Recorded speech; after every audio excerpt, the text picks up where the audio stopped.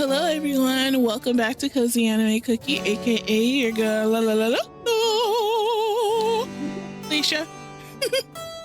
And we are going to be diving right back into ambition. So let's go ahead and do that right now. How do they have like two? What? How are they going to have two parties at once?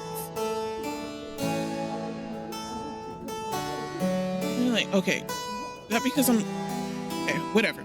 Anyways, Duke Jean Cardian, Professor Susan Mazier, and Count Henry. So we request the attendance of Yvette to their wine tasting on the 11th of April, 1789. The intimate party is sure to be the finest example of Gentile merriment. I'm gonna see what this one is. Close. It's showing me all of them all at once, but just want to be one at a time. Oh, because they're all on the same day. That's why. On 11/4? Oh, 4/11.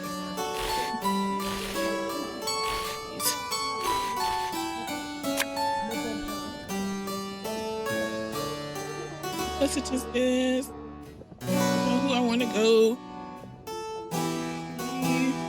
Gossip.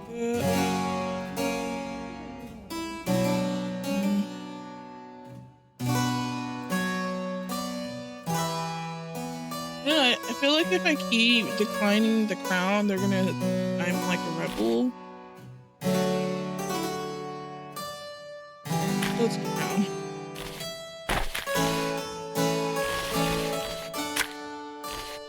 And I really don't care too much about this, but let's do this. Press the attendance or not. And yeah, let's do this. Oh, I got 30 peril and 23 credibility. Okay, so we need to figure some stuff out. How did I get 30 peril? Oh my goodness, I am not doing very well, am I? No. Okay, I do have a military outfit. I have something. This is more for the military, okay? I have nothing for the crown. Nothing at all. So let's go explore Paris. How much? Oh, I only have. Let's go explore Paris. Oh, it's urgent. Shoot, I really need to make some money.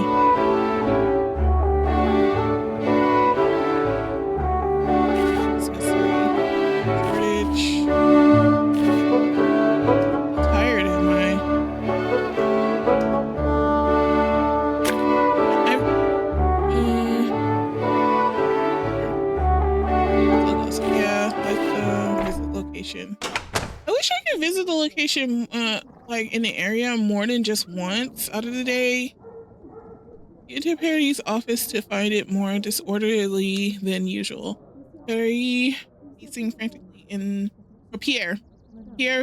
frantically in the midst of all the chaos.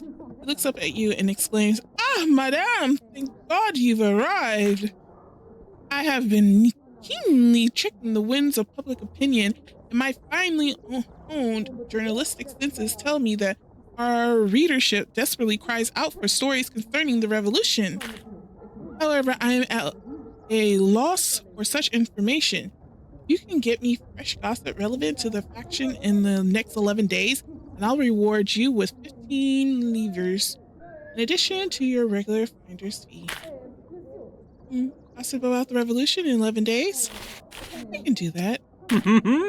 Ah, fantastic, madame. I just knew you were the perfect woman for the job. He replies with an excited grin. I do wait your success with bated breath.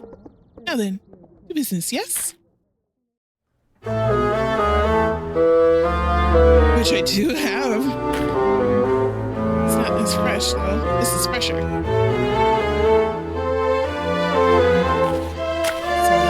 Ooh. Thank you, madame. This is exactly the kind of salacious trash. Okay.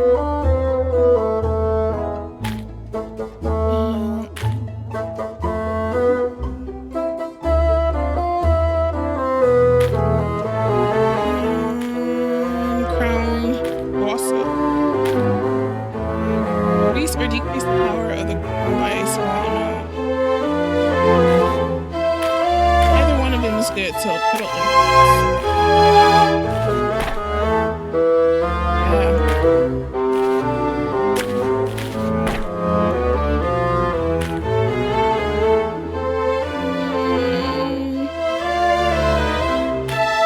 Not fresh. Oh, this is fresh. Yeah, awesome.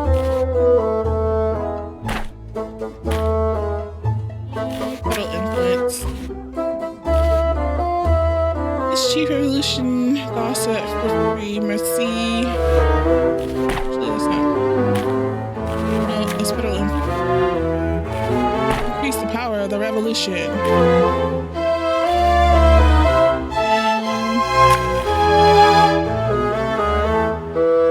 Push the boys towards the revolution slightly. Pushing towards it. Influence. Cheat. Just increase it a little bit. Alright, we did our duty. Let's go home. Here, claps his hands together in delight. Madame, it appears that you have done me a great service. This latest gossip, I can finally launch my most controversial social piece yet. In fact, your contributions have been so great that they must be recognized. Madame Ducox, you are no longer a mere gossip monger. Today, you are a journalist. You have reached the rank of journalist at Les Trompettes du Pupou. Title itself is meaningless, but it certainly sounds nice. Now, I assume you wish to know more about your beloved Armand, no? What do you know? Before we get into that, why did you need me specifically to do this? Pierre sighs and mops the sweat from his brow with a severely stained handkerchief. To be honest, madame, I am in a bit of a tough situation. Newspapers like my own have always existed in one unofficial capacity or another, but with the end of royal censorship, new papers are opening every day. Competition for readership and for new information has become ridiculous. Pierre throws up his hands in exasperation. You can't just print gossip that's been sold to everyone else. The readers expect something unique in these pages, not the same unoriginal tripe bandied about in those lesser papers. Continues his outrage, shockingly sincere. I need you because my other sources have taken their businesses to less esteemed publications. You have my condolences, Pierre. That sounds difficult. If I'm your only real source, shouldn't I be getting paid more? Pierre scowls at you for a fraction of a second, before breaking out into a wide and almost sympathetic grin. Madame, but if only I could, I would pay for your gracious insights with bars of silver and fistfuls of rubies, as that is what they are worth. He gestures to his dilapidated and stained office. However, while the pursuit of truth may make a man virtuous, it does not make him wealthy. The coins I give are all I can spare, as I need all that remains to keep the wheels of my press turning. All the empty liqueur bottles laying on the ground make you doubt his honesty a little. You get the feeling that he isn't going to budge on this. But please, enough about such ignoble matters. You are here to learn of your fiancé, no? It may shock you to learn that your Armand managed to keep some rather opinionated company. Pierre says with the careful circumspection of someone severely downplaying the seriousness of a situation. All the details of their beliefs have been remarkably difficult to track down. I know two things about their views. The first is that they show an open disdain for the country's current laws and privileges, which made them unwelcome with the aristocracy supporting the crown. However, they also harbor a strong devotion to the queen, which alienated them to the nationalists in the revolution.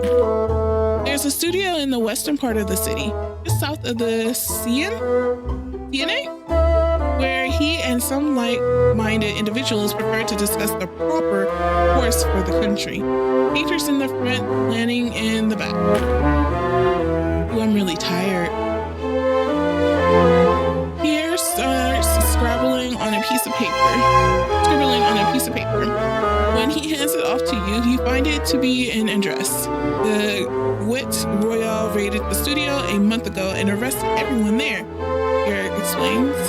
While supporting the Queen is certainly no crime, something about this release was making someone in power quite uncomfortable. The studio's been abandoned ever since. Go there, and you might find something that leads you to your Armand. The abandoned studio is now available for you to visit in the Paris map. Nice! Now, before you leave, madame, I hope that you do not forget about me and my humble paper. I still find your social insights valuable, and I'm always willing to pay for anything you can bring to me. But of course, Pierre, that has been a delight. Pierre, this is just business. I like to think we've made good business partners, no? Of course, Pierre. This has been a delight. Pierre puts down his snuff box and favors you with a deep and theatrical bow. Now, you flatter me, madame. Bonne chance, and may God see fit to reunite you with your Armand in great haste. At the mention of God, Pierre makes the sign of the cross, but you're pretty sure he did it backwards. I do, and may our paths cross again. Ugh. You gotta be so dirty, though. You pause to read the social pages of the newspaper while you take your breakfast. Sitting at your vanity, one of the benefits of working for Pierre is getting a free newspaper every day. It's then that you nearly spit said breakfast all over your mirror when you read the social pages more closely. Paying attention to key details, you realize that the stories Pierre wrote using your gossip could be traced back to you. If you can do it, there's a good chance that someone else can too. Great. You'll gain a decent amount of peril. This, of course, will not do great things for your reputation. Oh, yay. You have lost a decent amount of credibility. You put down the newspaper and sigh. With that, your day has only begun. Let's stay in. I think it's probably the best to stay in. But something I did want to do is I feel like the music is really, really loud. Hold on. Here we go.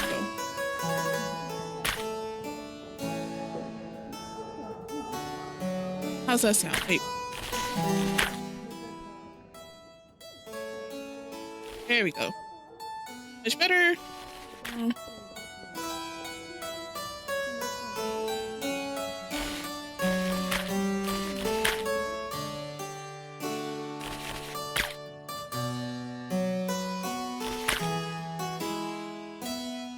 Here we go. We're gonna work with that right now and see if that works out.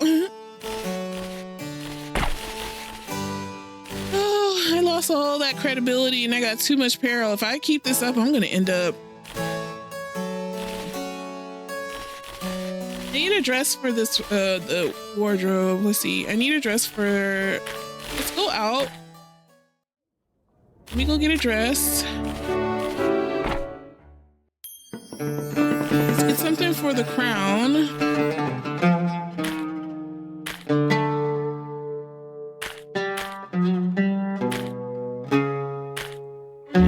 How much is this? 112. Where is it I'm going? I'm going to the crown and then I'm going to go to the military party, right? I think I have a dress for the military. But I don't have one for the crown. Oh, that's cheap.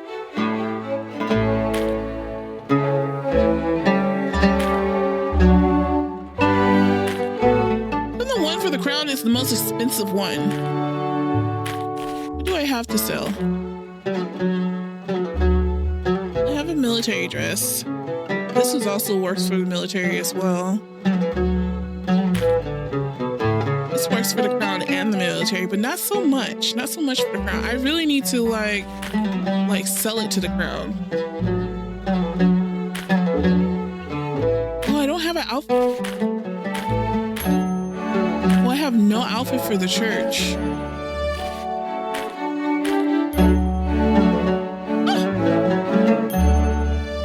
Price is outrageous.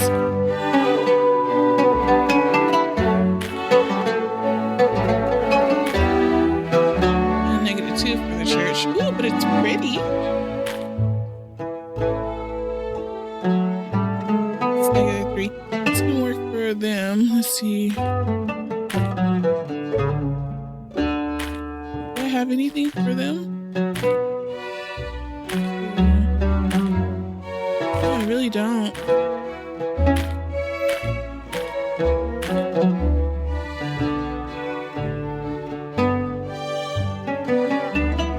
It works for the church and the military and a little bit for the revolution as well.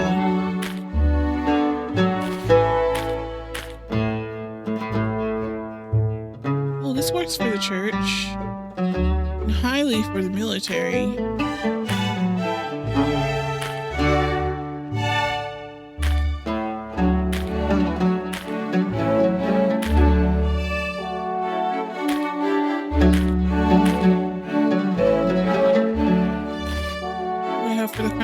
Sorry. I'm going back and forth, but I'm trying to make sure I use the best money for my bank right now.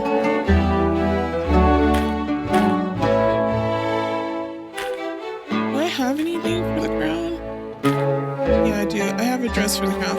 Okay, so I'm gonna focus on the church. Need something for the church.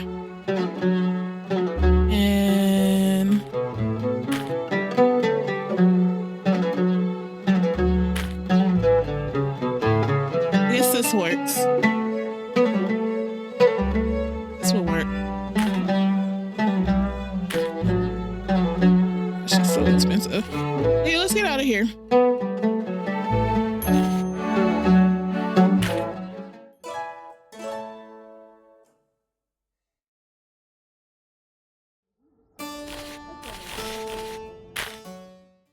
I'm gonna rest.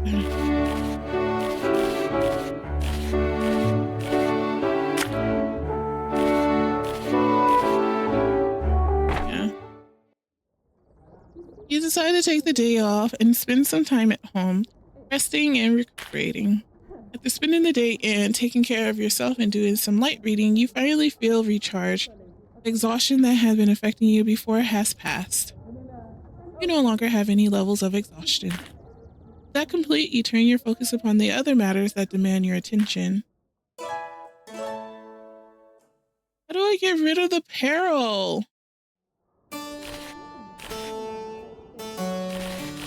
Let's explore Paris. I have to respond to this? What's this? Yes, the attendance of Yvette, the guardian. Or why not?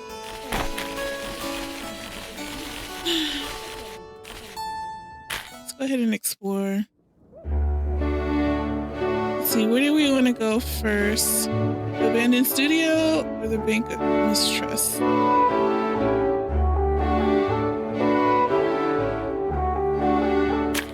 This. Gosh. Oh, I don't know. Oh man. You get either -10 peril or +10 peril. Either way, I'm getting peril. About an art studio that Amon used to visit. Unfortunately, that studio was shut down after being raided by the... How can I get rid of some peril?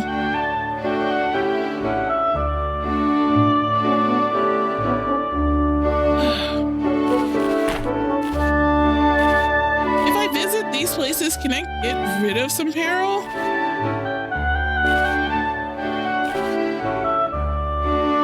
Let's go find Armand. Tugging on the edges of your hood to make sure you your face is hidden from view, you glance down again at the hastily scribbled address Pierre gave you in his office. In addition to your regular traveling clothes, you have a small bag hanging off of your shoulder and a portable lantern with a flint. You waited for sunset before you headed out, as it feels like these sort of things are better done under the cover of darkness. However, everything still feels too bright. Every hanging lantern, every candle-lit window feels like an eye staring down at you. Winding your way through the narrow streets, you can't help but think about how out of the way this place would have been for Armand. Yet, Pierre said that he was still a regular visitor. Despite yourself, you find your heart beating faster and faster as you get closer to the abandoned studio. Rounding a corner, you find yourself in an empty street. Looking across the road at the studio, the windows of the small two-story building have been boarded up, and there's a charred hole in the roof. A sign nailed to the door reads "Closed" on orders of the king. Glancing around, you don't see anyone at all, as if the king's notice somehow closed the entire street. Rather than stand around in the middle of a dark street, you hike up your skirts and hurry across the road to the studio. You immediately notice that the door has been nailed shut. See if there's a way through the hole in the roof. Check the windows for loose boards.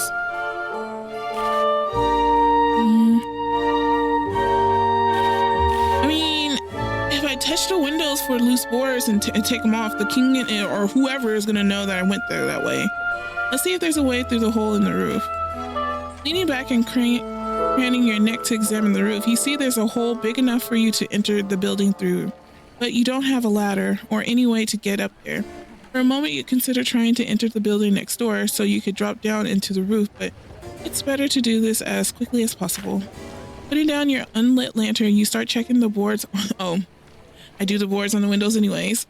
Checking the boards on the window, seeing if any of them are loose. On the third window, you find one set of boards easily gives way, like it's been pulled out before. Someone else has been here. Gingerly, you take down each of the boards, leaving them in a neat pile by the window to be put back later. Secrets are easier to uncover when nobody knows that you're looking at all. You carefully ease yourself through the window, making sure none of your clothes get caught on any exposed nails. Once inside, you close your eyes for a few moments, so they'll adjust to the darkness faster. Inside, the studio is even darker than you would have guessed. Between the boards on the windows and the lack of lighting in the surrounding street, it's nearly impossible to pick out any details smaller than the walls and doors. You carefully use a flint stove in the base of your lantern to light it, then muffle most of the light with the hem of your cloak. Now that you have a little more light, you can see that most of the furniture inside is broken, and enough things are missing to make you wonder how much the Gut Royale seized during their raid. It's also only a matter of time before someone spots you and comes to investigate. Your time is limited. Where do you plan on searching for clues?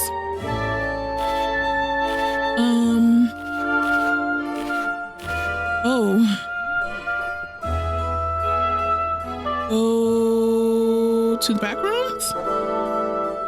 Look in the painting studio. The entrance to the back room isn't obvious, and if Pierre hadn't told you about it earlier, you might have mistaken it for a closet door. When you go to open the door, you notice that the latch has been torn off, probably a casualty of the raid. Inside the back room is cramped, mostly occupied by a circular table with some small chairs. Various notes are pinned to the wall, and as you shine your lantern about, you notice a slight glimmer under the table. What are you going to investigate in the back room? Put the notes on the wall, search under the table. Oh, I'm gonna get some peril either way.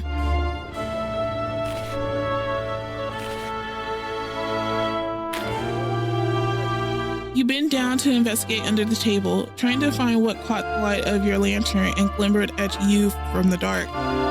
You find a small scattering of coins. It appears that at some point in the chaos, someone must have dropped their coin purse and nobody noticed it. It doesn't bring you closer to Armand, but you'll never turn down free coins. Oh, just 6 levers? That's it? at the notes of value under the circular table. This particular investigation has cost you some precious time. Oh boy. Your ears perk up at the sound of voices. They're distant, but it feels like they're headed in this direction, glancing out a window. You see the flicker of lantern light on nearby buildings. Someone must have spotted you and summoned the Guet Morial. If they find you here, they will most certainly arrest you. I'm not leaving it here empty-handed.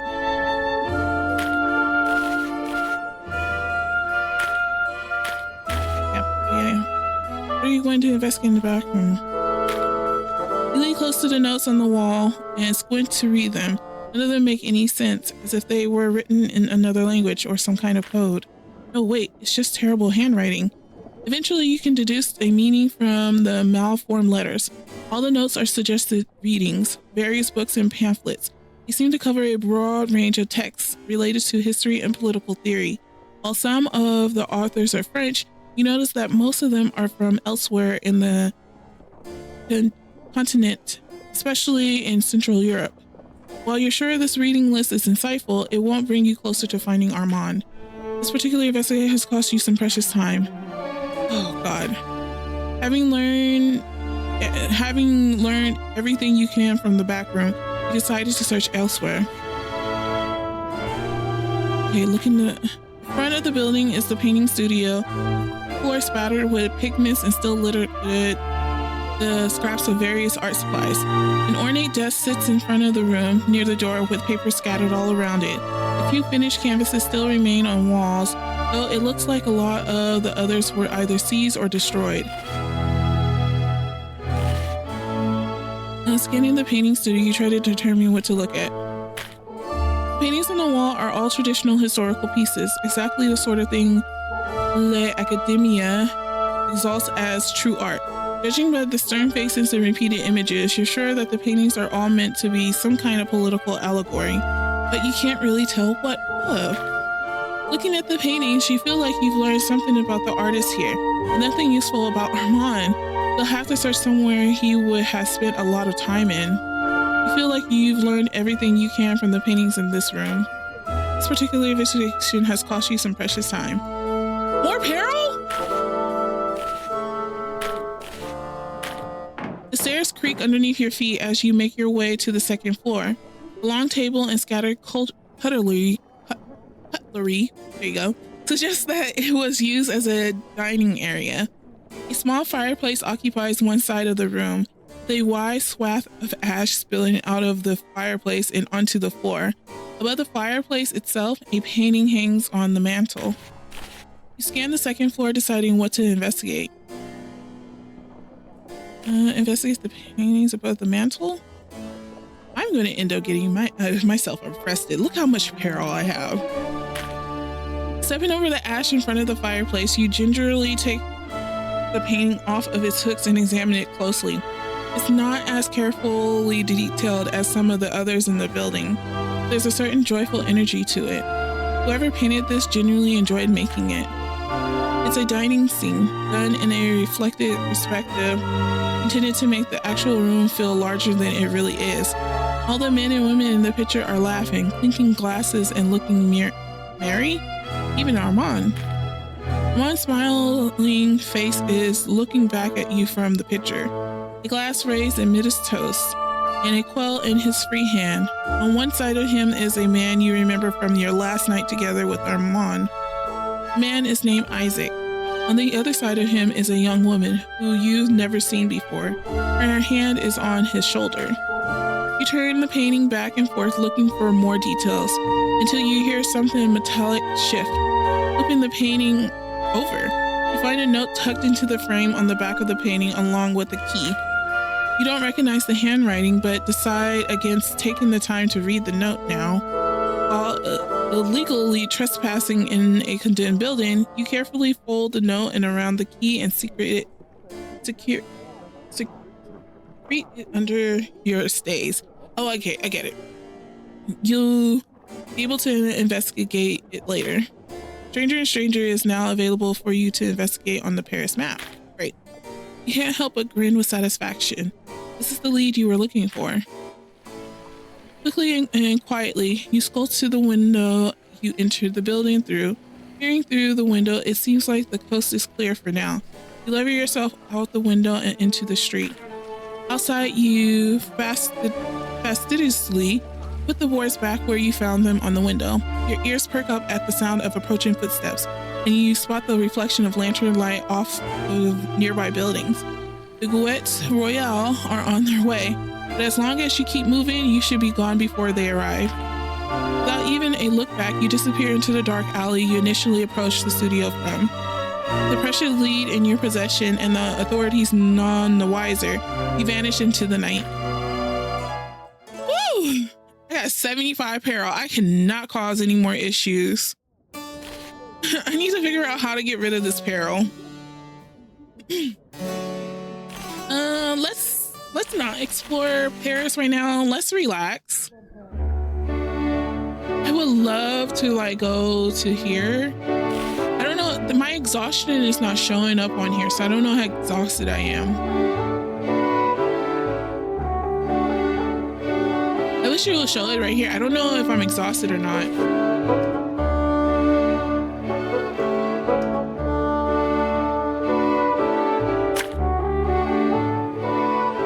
Oh gosh, I'm at risk of 10 peril with this.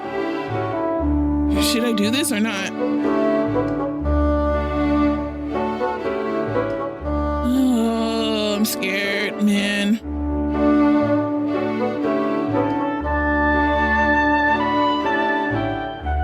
Let's visit the location, I guess. It takes far longer to find CozyAnimeCookie than you have thought. You'd never even heard of this particular bank, but you at least assumed it would look like a bank. Instead, you find yourself standing outside a squat building with stone walls and reinforced door.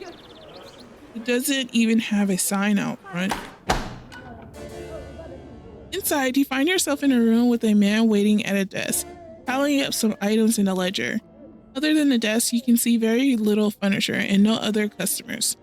Motes of dust slowly circle in the air.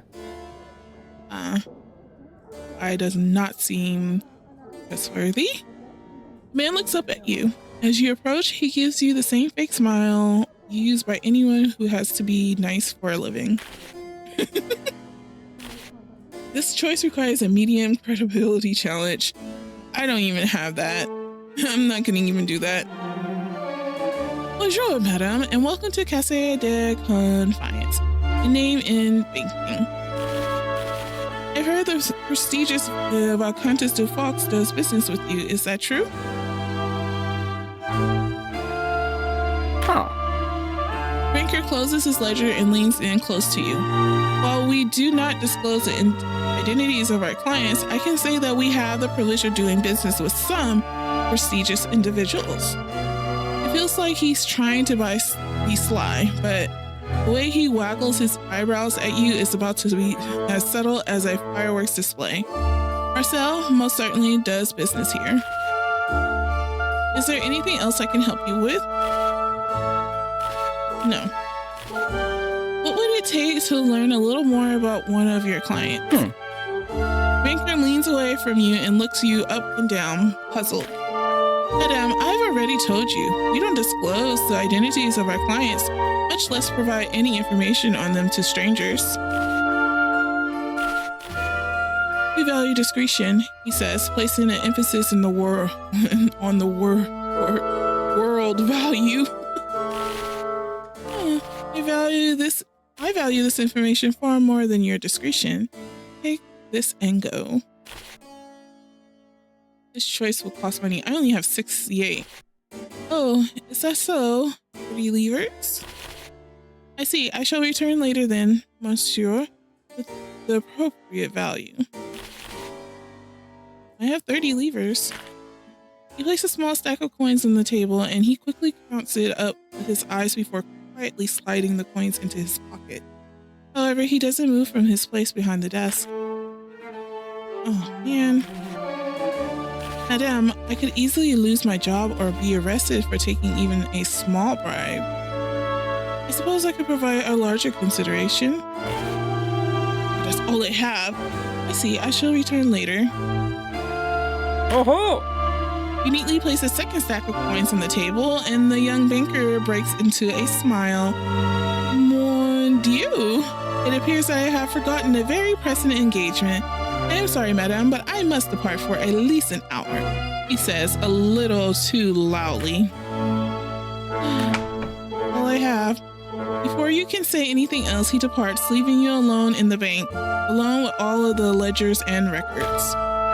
Locking the front door to make that you aren't interrupted, you set up a pile of ledgers and start looking through them. You also manage to help yourself to a freshly boiled pot of tea from the back room. Years ago, your father's eyes started to have trouble focusing on small letters, so you had to help him with the accounting. Now it appears that all those late nights spent in his office, squinting at barely legible expenses, are about to pay off. Flipping through the pages, you eventually find some entries for Marcel's account. She certainly appears to have the fortune one would imagine from a woman of her station. Ooh, I almost said situation. But still, you press on. From the looks of it, the rumors that Marcel spent a fortune on her father's funeral were well-founded. It must have been a truly lavish affair. Not long after that, you get to when Marcel's father, Alfonso Dufaux, was the account holder. It appears that he was the one who made the family's money, not Marcel. While that would make for a good jab at a party, it's not enough. A member of the aristocracy having a fortune they didn't earn is more normal than not. You're looking deep into the past now, at entries that are over 30 years old. Suddenly, everything just stops making sense. Marcel's father was landless, dead broke, under a mountain of debt, and had been for years. He only got by on loans from someone named Gatien de Vasseur, who was also a client at this bank. Then, overnight, the Viscount had a respectable sum of money, and everything just started working for him. In 30 years, the Viscount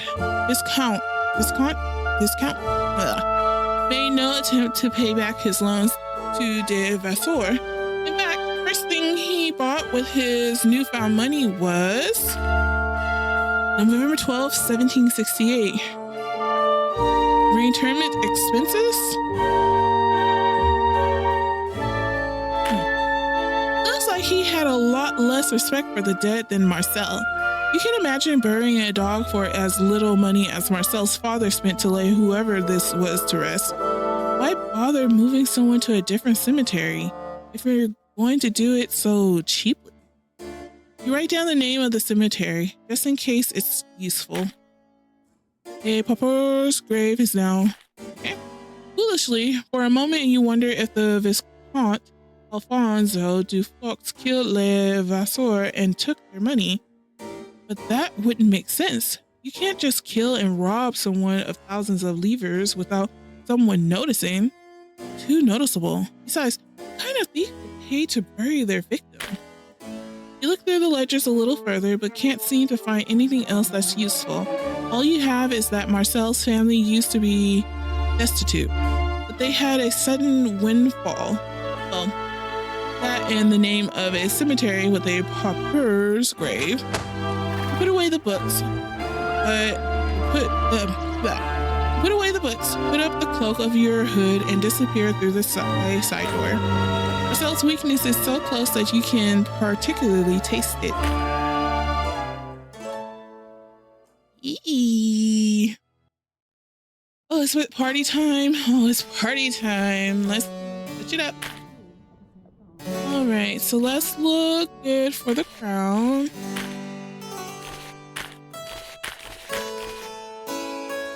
I bought a dress. What the heck is going on here?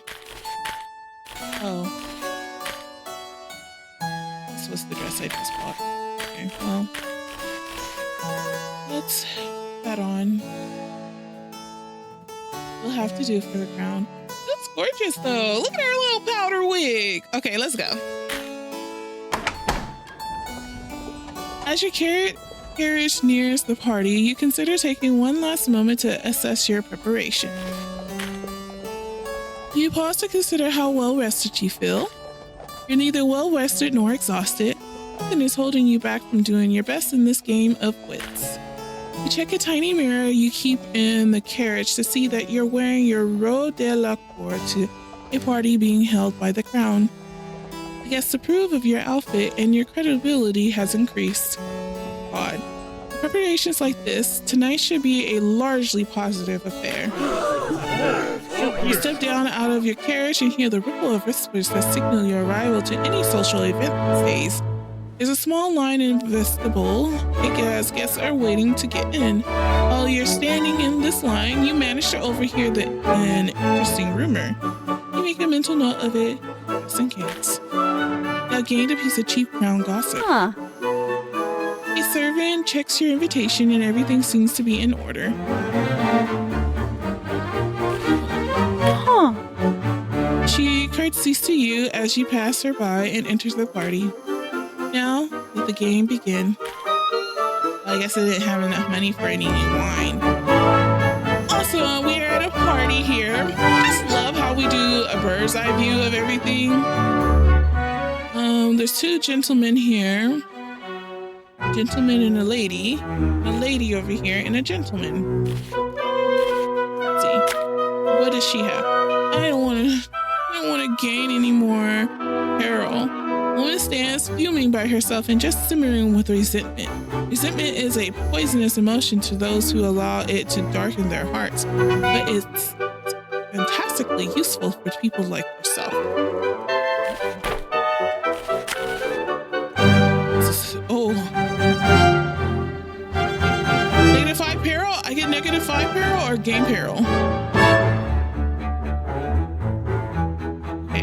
The guests in this room seem obviously paralyzed with the weight of the rumors that they bear within their hearts, but neither of them are willing to speak, for fear of discovery. Perhaps if you were to get one of them alone, things will be different. Okay, turn to the party here.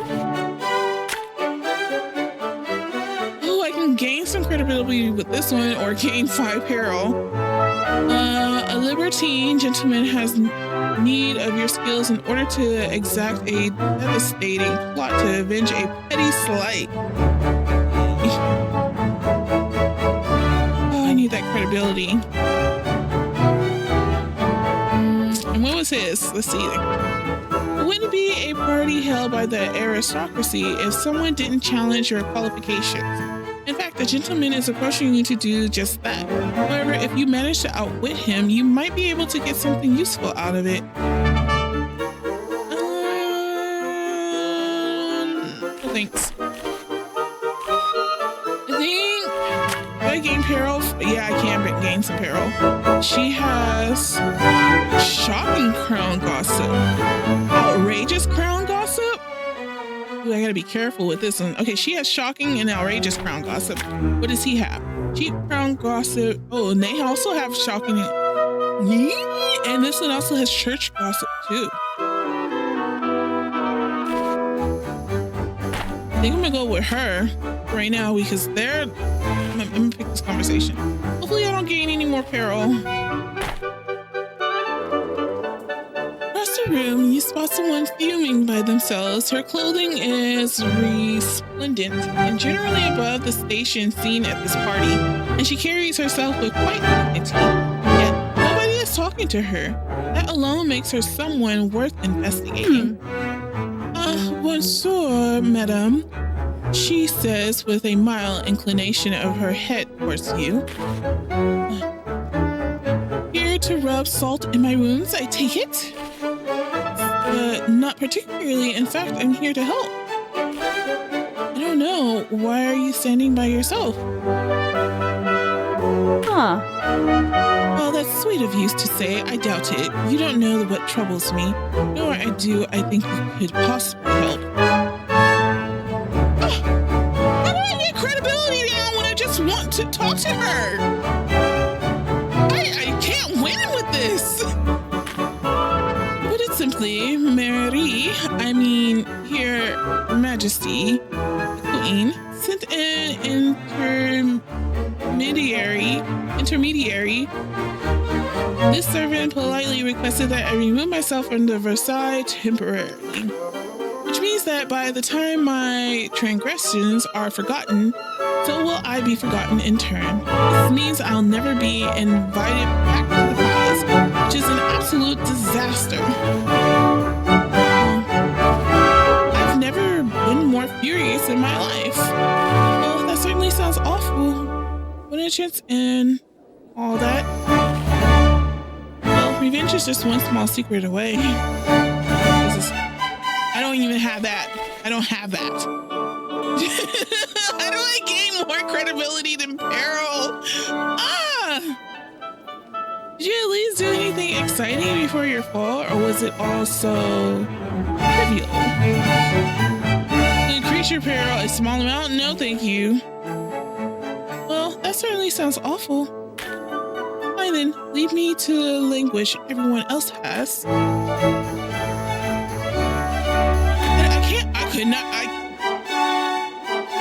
am I not playing this correctly? I don't know what else to do.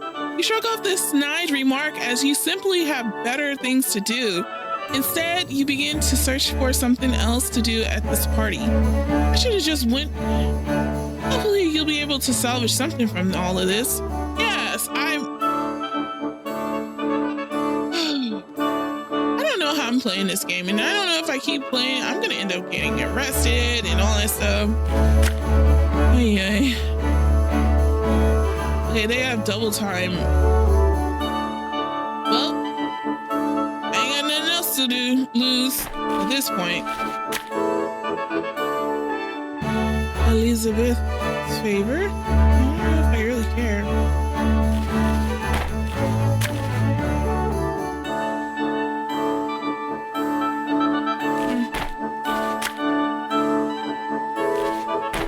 At this point, I really have nothing else to lose. In the midst of your latest conversation, you feel the ethereal pull of a lead on gossip. You're absolutely certain that the woman you're speaking with knows something that Pierre would find valuable. Judging from the way she's speaking, it's likely to be cheap gossip, but it's still about the crown, so that's still quite good. Suddenly, just as she's about to finish, a gentleman loudly barges into the middle of the conversation. Ah, good afternoon, madams. Would you both be interested in joining me at the harpsichord?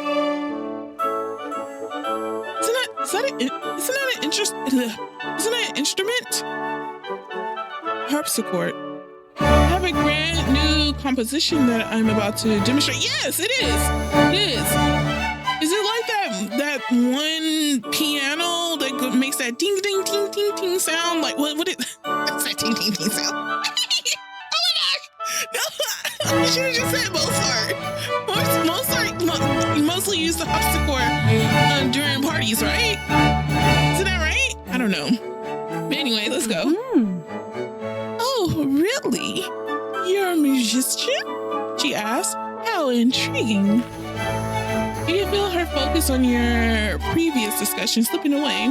For that, you must hear the end of my friend's story, medium.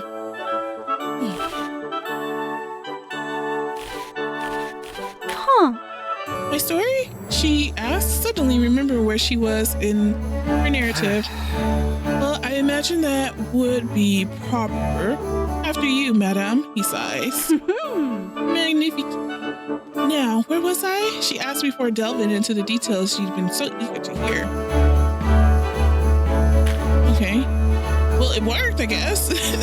With her story completed, you and your conversation partner follow the magician to his harpsichord, and he begins to play for a crowd.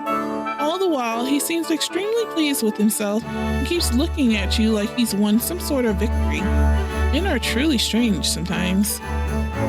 With his songs completed, you leave them both behind to explore the rest of the party. You know, is the purpose of this game is to gain as more peril than credibility? Because I'm feeling that way right now. I'm really feeling that. Yeah. Anyways, it's April 12th. I think I have the 18th. Oh, hope she's not asking me for money. I already got it. You look up at the sound of Camille knocking on your door frame. Good morning, madame. The house rent is due today, as are my wages. Unfortunately, you simply don't have the money to pay for that. Of course, this doesn't make your landlord any happier, nor does it make Camille feel any better about you.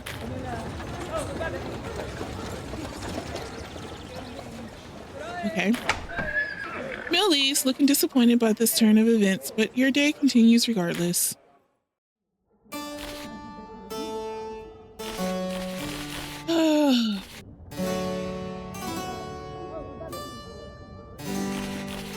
Going to jail.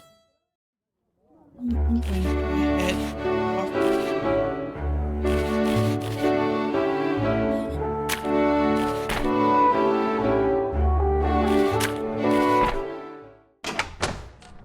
You enter Pierre's office to find it more disorderly than usual, with Pierre pacing frantically in the midst of all the chaos. I have been keenly checking the winds of public opinion, and my finely honed journalistic senses tell me that our readership desperately cries out for stories concerning the crown. However, I am at loss for such information. If you can get me fresh gossip relevant to that faction in the next 7 days, then I'll reward you with a little credibility, in addition to your regular finder's fee. We can do that. Ah, fantastique, madame. I just knew you were the perfect woman for the job. He replies with an excited grin. I already await your success with Dated. Now then, to business, yes? Looky here, I got ground gossip for you. Fresh off paper. Ooh. Thank you, madame. This is exactly the kind of salacious trash our esteemed readers require. Oh, well.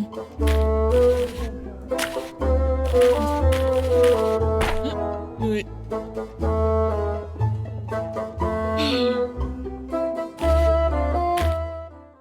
Did I give Camille her wages now? I thought it was every end of the month, not every end of the week. Can I talk to you? Well, what is this, the military party? Let's do some military wardrobe.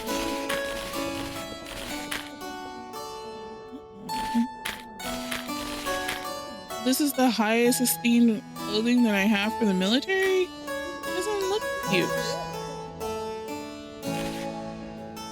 I get a 5 credibility because I'm tired? Whatever. Yep.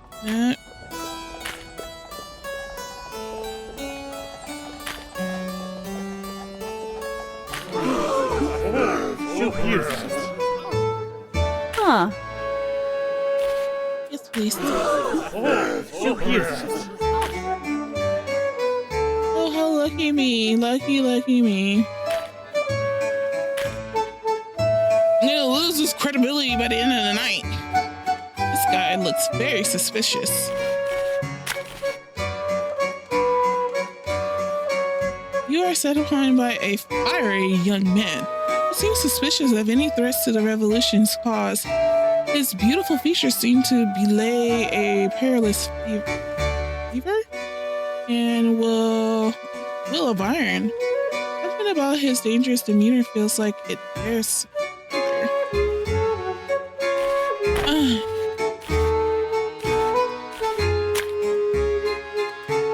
7 liters? A chambermaid has been charged with returning a lost pouch of coins. Perhaps you can assist her with such an endeavor. No thanks. I'm trying to lay low for right now. Chief Revolution gossip. I will lose 15 credibility. Discussing the airmen are discussing a diplomat from the Americas. As their conversation runs in circles, an opportunity presents itself. Nothing. Speaking with a revolutionary woman, you feel like you should be able to obtain some valuable gossip. However, first you'll have to contend with an interloper whose fox concern seems hellbent on steaming conversation at every turn. from getting 5 or 10 peril. I'm not careful. Let's do this. You find yourself in the middle of a conversation with a woman deeply connected to the revolution, and someone called Pauline Leon. Your conversation partner is fiery and tends to focus more on rhetoric than anything else, but it could be worse. She could be boring.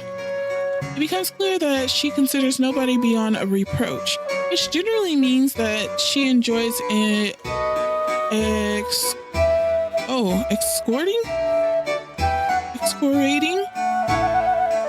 excoriating them for their various perceived things. Chief rumors she's discussing at the moment are sure to concern the goings-on of the revolution. Well, that's not true of all revolutionaries. Interrupts a woman who has strolled into the middle of your conversation. Ooh. Her face. I'm not saying that it is. I'm referring to a specific person. If you let this go on, you'll never hear the rest of that rumor. Hold on, I think if you heard the rest of her story, it would become much clearer. Will I win this? I assure you that I am both specific and egalitarian with my personal venom. Fine, I can wait then. See if there's any merit to this. Interloper concedes slowly. Now then, as I was saying, your conversation partner says, smiling as she begins to dwell deeper into the details of the latest indecorous conduct that she's overheard. You have gained a piece of cheap revolution. The valuable details memorized, you continue the conversation, only to find that the interloper doesn't have much to contribute herself. Apparently, needlessly chiding others is her chief method of interacting with the world around her. Eventually, you take your leave of them both. Ay. Oh, look at this dashing man. Yeah, why not? I didn't do it the last time. Let's do this. You wander around the party for a while, trying to find a conversation that feels right, but only to end up feeling lost. Rather than wasting time on something that isn't working, you decide to get some fresh air in the garden. It's been difficult to focus all night, and you're not certain as to why. Thankfully, you find the gardens to be deserted, so you can just focus on yourself while you're adjusting your stays so that they sit more comfortably. You consider your poor luck. It's not you. It's just that nobody has anything exciting to say right now. If nothing else, this feeling is certainly familiar. Of course, when you last felt like this, the parties were much smaller.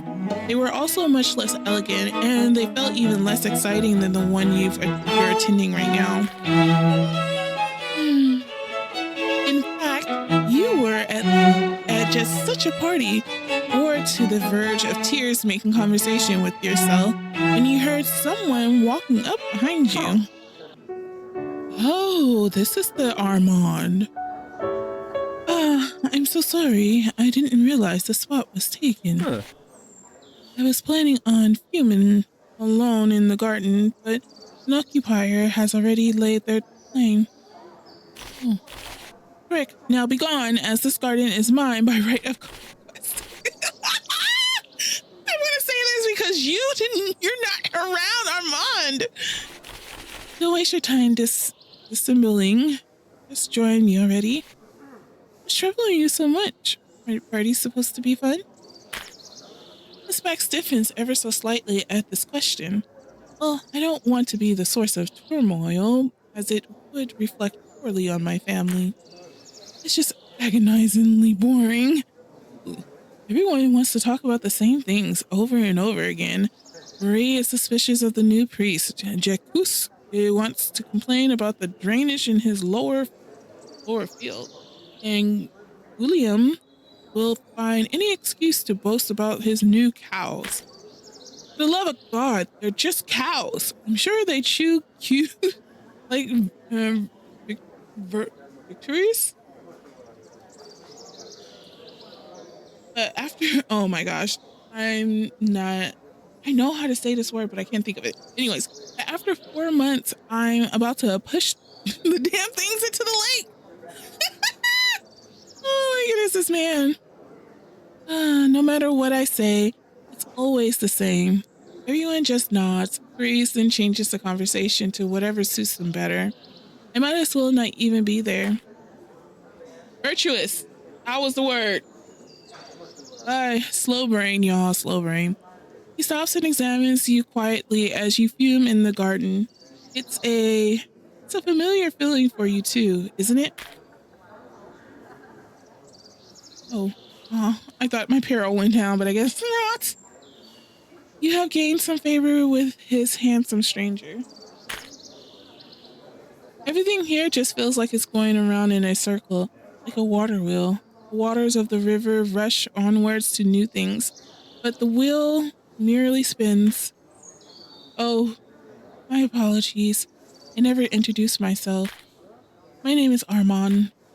Armand never mentioned his last name to you, or even that he was a baron until the third time you met.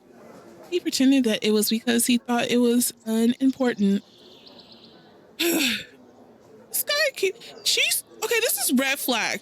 If he's not willing to tell who he really is in the first beginning, why did you even consider even thinking of marrying this person?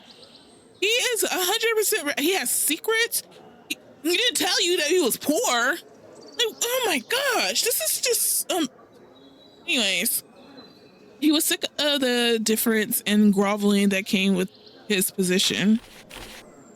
May I ask your name? Oh, he's asking me? Don't worry about my name. I invite you here anyway. Ooh, what does this do? This choice for characterization purposes. It will not impact your past or stats. Speak your mind. Thank you. Once. Mysterious woman brooding alone in the garden, infuriated by very things that try my patience as well. You're the first pleasant surprise I've encountered in days.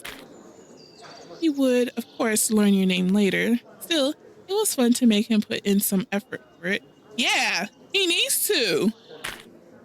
Anyways, the two of you stare into each other's eyes, and as your gaze plays along his moonlit features, you wonder how you both managed to go so long without meeting.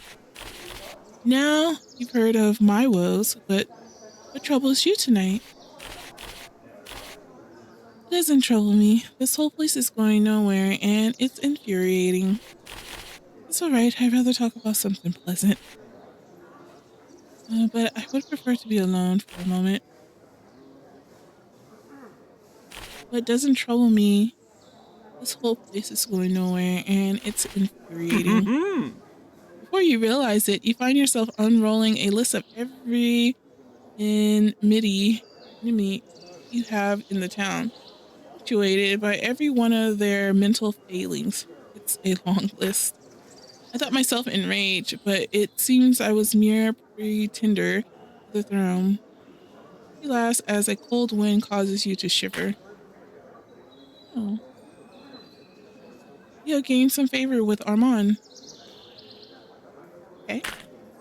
Unfortunately, I must go, or my presence will be missed. However, before I go, please take this. It's frightfully cold out here, he says, taking off his coat and handing it to you. His breath steams in the air, and the coat is still warm with his body heat. Should you feel the need to return it, I like to spend my Sundays reading at A Minuet, he says, gesturing in the direction of the tavern. With that, Armand leaves.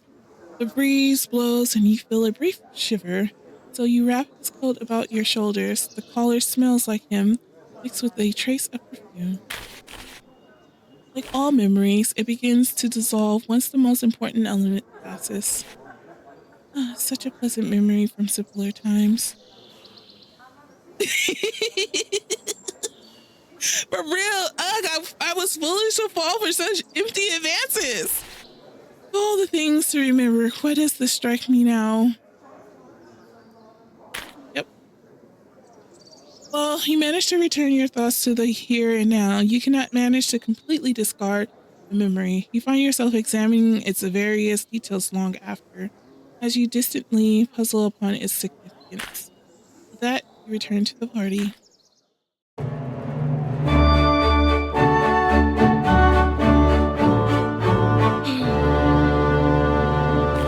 I need to find some way to gain favor with Camille. I gotta find some way. She's still smiling in the mirror, so she must still is okay with me.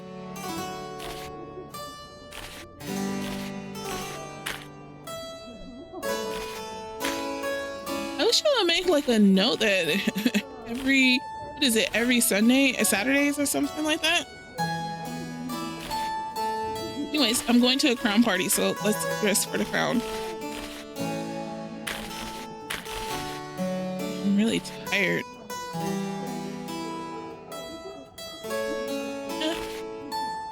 Losing credibility on this one. Doesn't really matter, no way.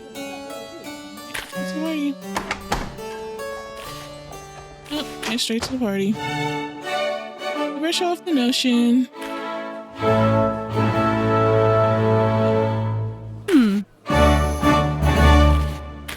See if I can get some peril out the way.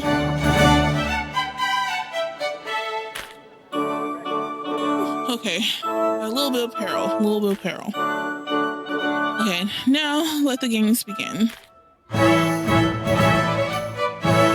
I keep going to these parties. I keep giving out stuff. I'll be able to be okay. Oh gosh, gaining 15 peril and losing some money. No, thank you.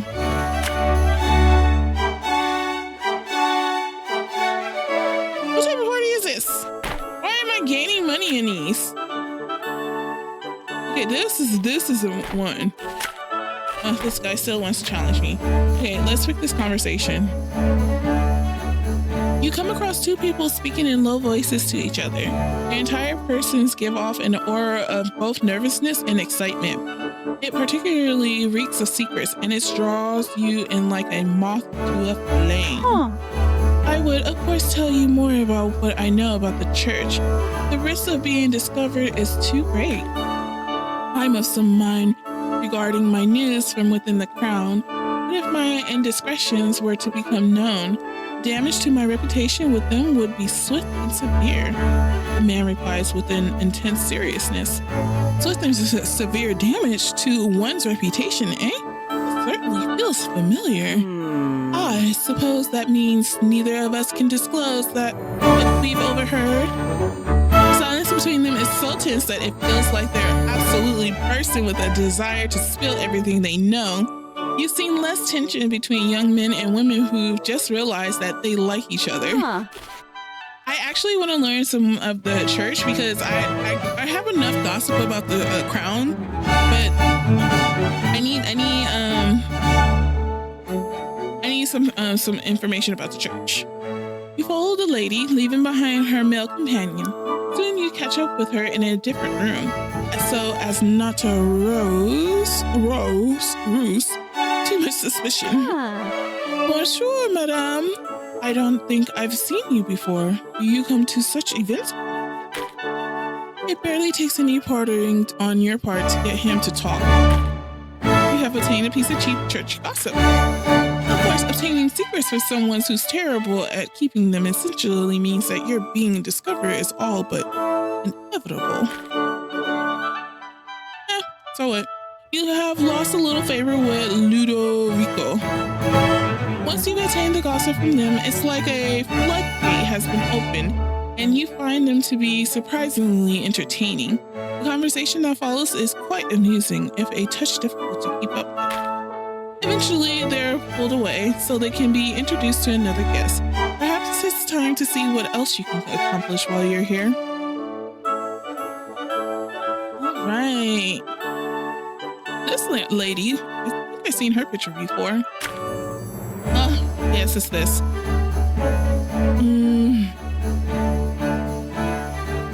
What what's there to lose? You come across a painter locked in conversation with some amateur art. Judging from the look on her face, she would rather be anywhere else. Something about this woman's skill and earnestness feels like it bears further investigation. Let's go for it. Oh, she's really pretty too. You happen across a man with an arrogant air about him, talking to a woman. Well, it would be more accurate to say that he's talking at her. For her part, the woman appears to be doing her best to remain civil and just draw in her sketchbook. And furthermore, it must even be obvious to you that your work is 1783 so long. Why else would all of your portraits of women look the same after that? Taking a moment to acknowledge you with a nod, Painter returns to her conversation. Her reply is calm, almost bored. My clients dress however they wish for their portraits. My role is merely to capture them as they are in their lives. It is wrong that so many women wish to look like Her Majesty. Realizing the ground he's treading on, the critic's reply is suddenly more delicate. There's nothing wrong with an admiration for the Queen. However, that is not the point. The point is that you reach your ceiling because you stopped focusing on your own merits. Instead, you chose to attach yourself to... I'm sure this is really interesting to someone, but I'm done now. Madame Lebrun replies, closing her sketchbook. Whoa, I like this lady. She looks at you. Madame, would you like to talk somewhere else? If you don't mind, I have a few things to say. Are you sure you don't want to hear what he has to say? No, I don't want to hear what he has to say. I'd love to. Critic sputters indignantly. What? You can't just walk away from a critic of your work. Critique of your work? You're not my teacher, and this isn't a critique, because I don't want one.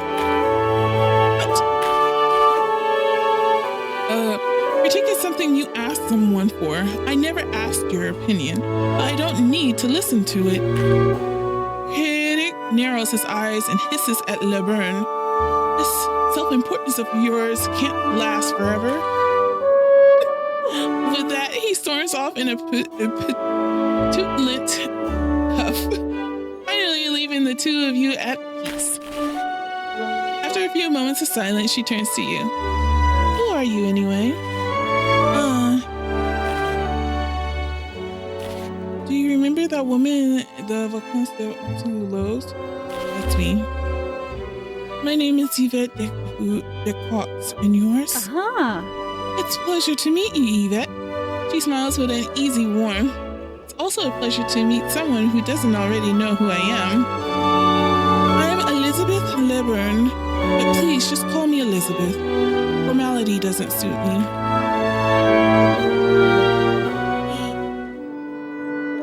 Oh my gosh, this is Elizabeth? Hi!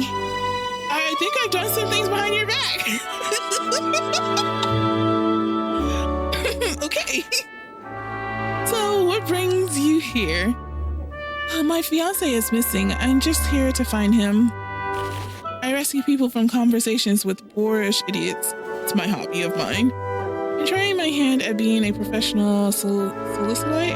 It's fun. I think I could be good at it. Oh, you like to play the heroine? She replies with a surprised giggle. Ah, you have gained some favor with Elizabeth. Oh, if you thought he was bad. Well, let's just say he's not even the worst one out there. And I've had a few years worth of experience to learn that. You chat a while longer, but find that you run out of common conversation points a little quickly. Still, it's pleasant on the whole. Well, nice to gain favor of Elizabeth. I'm sorry, but I must go. There's some other business I need to attend to, she says, inclining her head to the crowds of people scattered elsewhere throughout the party. Perhaps I'll see you again soon. Perhaps, she replies with a thin smile. That she departs, disappearing into the crowd. Oh, I feel so bad for all the things I've been doing behind Elizabeth's back. I feel extremely bad. The queen was recently seen, what is that, bedecked in a spectacular new diamond, diamond necklace. Is it a sign of royal power or unnecessary excess? A country priest in Paris for the Estates General has been granted asylum to accuse criminals. Is he intervening on behalf of the people or obstructing justice? Okay, continue on. It's really nice that I got a chance to meet Elizabeth. I haven't met the other person from the church. Oh no, I'm staying in. I am staying in so I can get myself together. Or I will explore Paris and sell the gossip that I have. And then tomorrow I'll stay in. But I still, I didn't see what year it was. I didn't see what day it was because I know I have a certain amount of time in order to get all of the information that I need for what's her name. You enter Pierre's office to find it more disorderly than usual. Pierre pacing frantically in the midst of all the chaos. He looks up at you and exclaims, "Ah, madame, thank God you arrived. I have been keenly checking the winds of public opinion, and my finely honed journalistic senses tell me that our readership desperately cries out for stories concerning the church. However, I aim at loss for such information. If you can get me fresh gossip relevant to that faction in the next 10 days, then I'll reward you with 15 livres, in addition to your regular finder's fee." Ooh. Ah, fantastic. Madame, I just knew you were the perfect woman for the job. He replies with an excited grin. I already await your success with bated breath. Now then, to business, yes? Yes. And lucky for you, I actually have that. Okay. Thank you, madame. This is exactly the kind of salacious trash our esteemed readers are needing. I'm sure. Let's see. These are getting a little stale, so let's go ahead. Oh, it's the same one? Yeah, it's the same gossip. So sell it. And then let's put all its fluence, increase the power of revolution. Increase the power of the revolution slightly. And then sell this cheap gossip. This spectacular new diamond necklace. It is a sign of royal power or unnecessary gossip. Okay, so let's leave. Let's go home.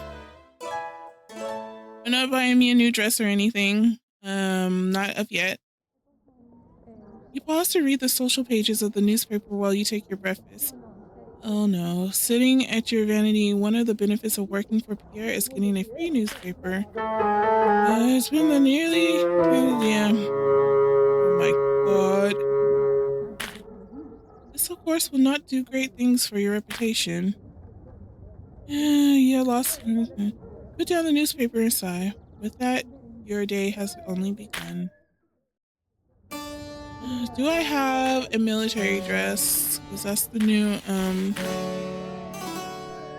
gonna wear that. This floor. Oh my god, I have one more day.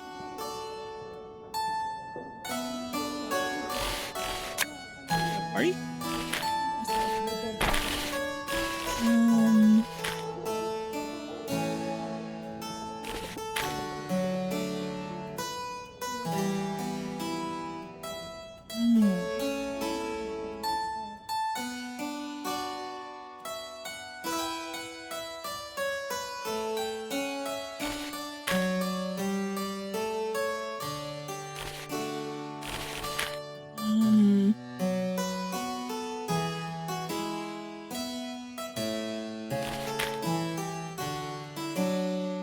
It was a certain day I was supposed to have some information. Was it this day?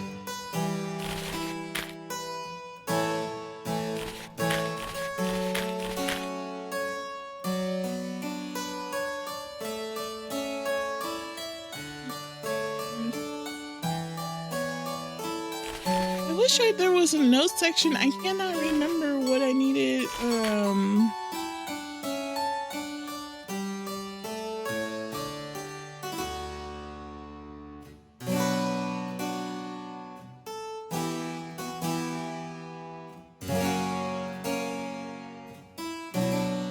What their allegiance, do I?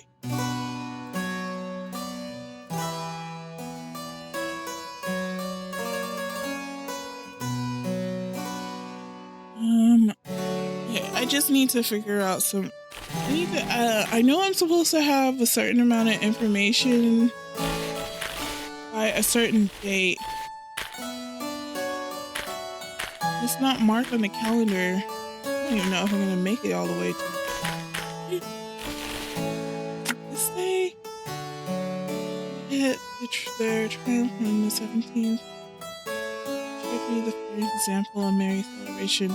I can't remember what day I'm supposed to have all that information on her, but I'm tired. That's the thing.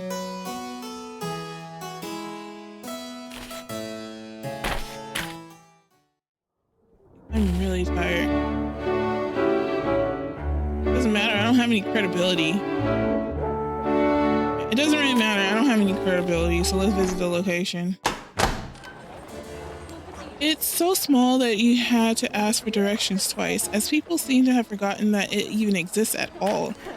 Finally, you arrive at the cemetery and make your way past the short stone wall, and through the open gate, the air smells both musty and acidic. There's nobody here but you, two lonely-looking trees, and the dead. You don't really know what you're looking for, not even the name of the dead man you come to investigate, but you have a decent idea of when they died, and there's less than 50 graves here. The search is slow at first. Most of the headstones have been worn down to the point of near eligibility, and many of them are over 100 years old. No possible connection. You're just about to give up when you nearly trip over something. It's a cheap sandstone plaque, set into the ground and obscured by leaves. You brush the leaves aside and see a name. Alphonse Joseph Dufox, born in February 23rd, 1690. Died in November 2nd, 1768. Interred here in November 12th, 1768. Hands shaking, you frantically take out a piece of paper in your traveler's pencil. Brushing the edge of the pencil back and forth, you take a rubbing of the burial plaque. This is it! This is what you've been searching for. It all makes sense now. Marcel's father didn't kill Viscount Alfonso Dufox. He became Viscount Alfonso Dufox. The old Viscount, the real Viscount, had been a destitute nobleman. He received loans from Marcel's father, Gaetan Le Vasseur, when the Viscount died. Marcel's father must have found out, impersonated him, and had the grave moved to his cemetery, far from any prying eyes. A few small bribes to silence the grave diggers, and nobody would be wiser. That's why the Viscount never paid back his debt. Why pay yourself? Marcel's father isn't a real nobleman. He's just using the title of a dead man. The noble title, it'd be easy to avoid taxes, secure loans, and do all the other things one would need to amuse. Her father isn't a real member of the nobility. Neither is Marcel. Her father's storied history, her fortune, it's all built on a lie that you know the truth of, and you have the proof right in front of you. Cover the grave marker again with dead leaves, and carefully put away the rubbing you've made of the plaque. Now it's time to find a way to face Marcel. Soon, your revenge shall be complete.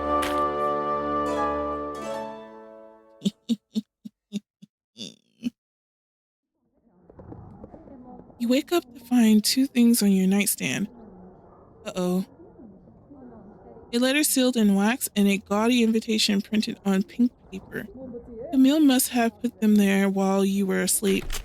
You decide to read the letter first.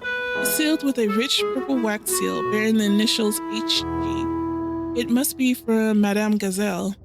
Opening it, you catch the faintest scent of perfume and another massive missive from her, written in flowing cursive. Cherie Yvette, I hope this letter finds you well, and that you've made satisfying progress in your quest for vengeance. It seems that we have been unsuitably discreet, as that vile wretch Marcel has seen fit to invite me to her masquerade ball. Obviously, I have no intent of attending Marcel's party, even though a masquerade comes with an added benefit of never having to look at her face. Instead, I have included my invitation. While Marcel may have banished you from her estate, this invitation and a mask should be sufficient for you to sneak in by pretending to be me. Oh. Hopefully, this shall make it easier for you to get the revenge you obviously deserve. Bien affectuousement? Honorade. You look down at the invitation on your nightstand and recognize it immediately as something Marcel would send out. It's the same shade of pink as the last ensemble you saw her in. Just then, Camille enters your room. Good morning, madame. Where could I find a party mask? Camille, I need to ruin someone's birthday party. Fetch me a mask immediately. Huh.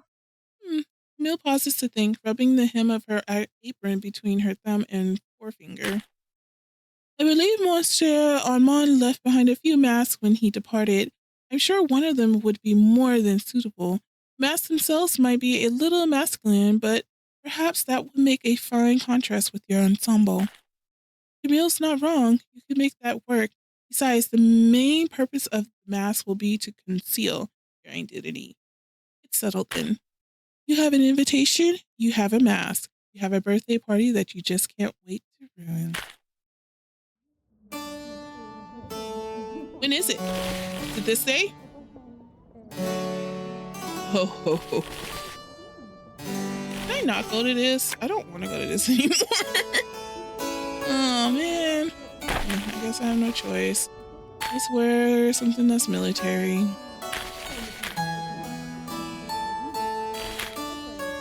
Credibility, that's fine. Ain't got nothing. You brush off the notion and step down out of your carriage. You already know that what rumors to listen for, and what advantages you already have at your disposal. Oh, my credibility went up. So much. Huh. Yes. She gratefully takes the gift from you and sets it aside. As you enter the party, you can hear the whispers of other guests noting your generosity. Oh, I need more peril down though. I'm too close. If I keep going up, I'm gonna get arrested. Now, let the games begin. Oh, these two. What's this one?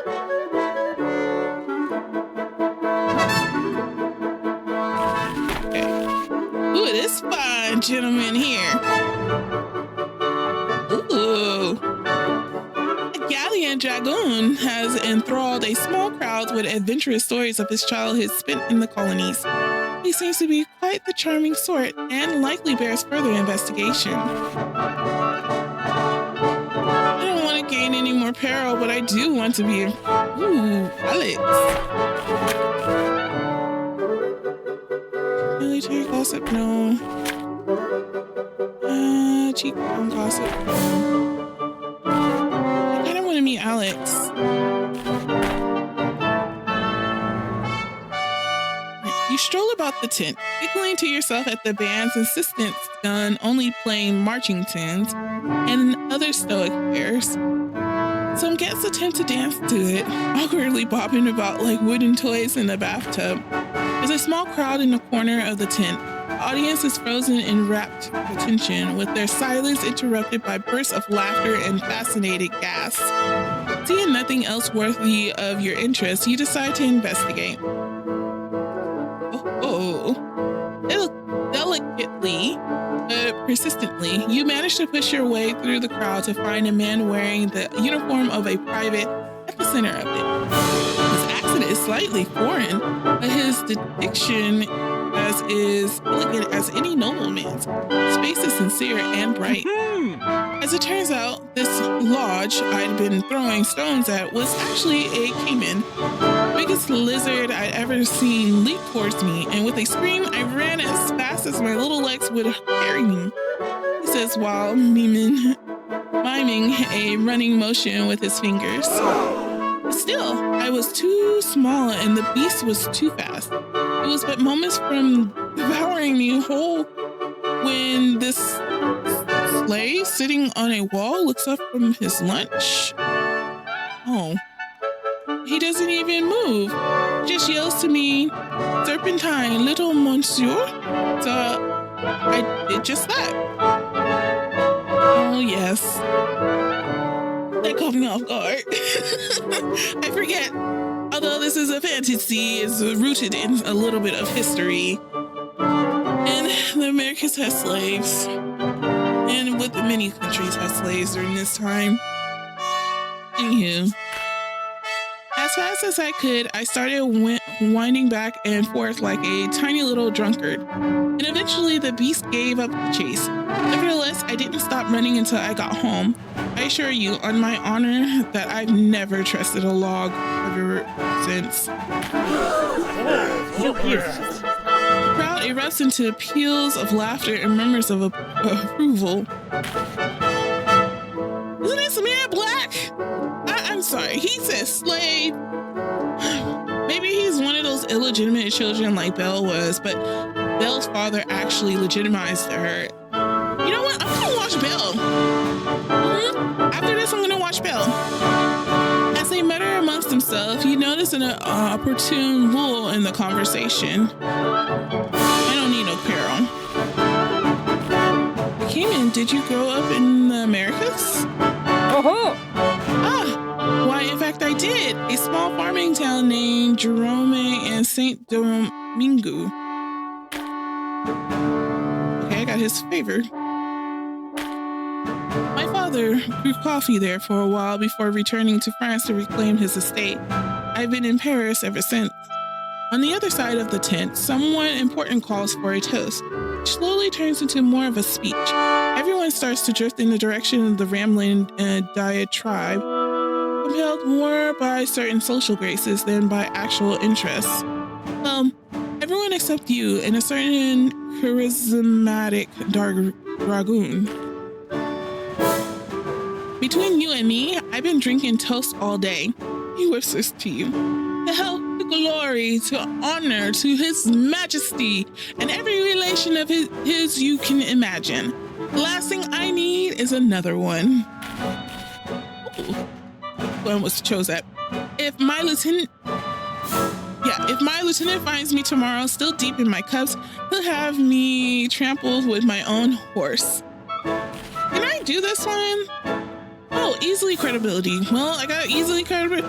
Are you sure we could just have one between us? Let's do it. A toast just between us. Non, madame, I simply cannot. He replies crudely. As I just said before, I must be careful to preserve my reputation.